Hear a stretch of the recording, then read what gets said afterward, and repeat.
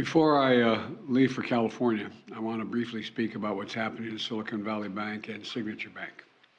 Today, thanks to the quick action of my administration over the past few days, Americans can have confidence that the banking system is safe.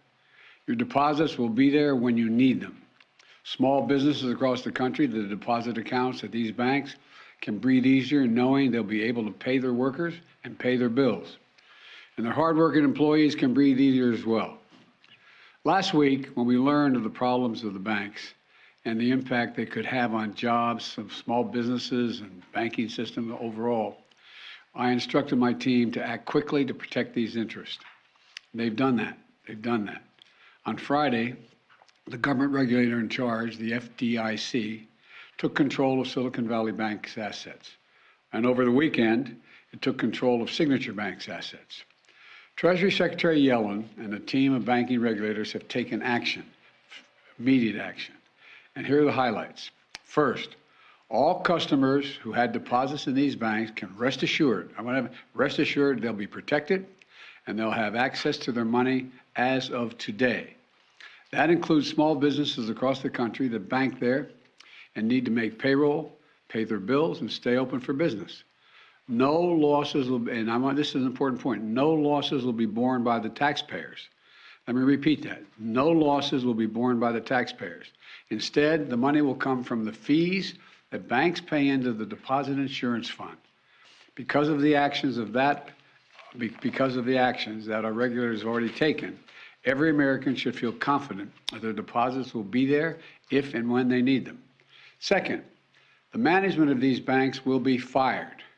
If the bank is taken over by FDIC, the people running the bank should not work there anymore. Third, investors in the banks will not be protected. They knowingly took a risk, and when the risk didn't pay off, investors lose their money. That's how capitalism works. And fourth, there are important questions of how these banks got into the circumstance in the first place. We must get the full accounting of what happened and why those responsible can be held accountable. In my administration, no one is above the law.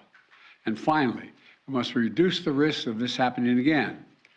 During the Obama-Biden administration, we put in place tough requirements on banks like Silicon Valley Bank and Signature Bank, including the Dodd-Frank law to make sure that the crisis we saw in 2008 would not happen again.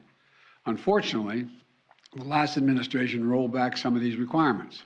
I'm going to ask Congress and the banking regulators to strengthen the rules for banks to make it less likely this kind of bank failure would happen again, and to protect American jobs and small businesses. Look, the bottom line is this. Americans can rest assured that our banking system is safe. Your deposits are safe. Let me also assure you we will not stop at this. We'll do whatever is needed. They've done that. On Friday, the government regulator in charge, the FDIC,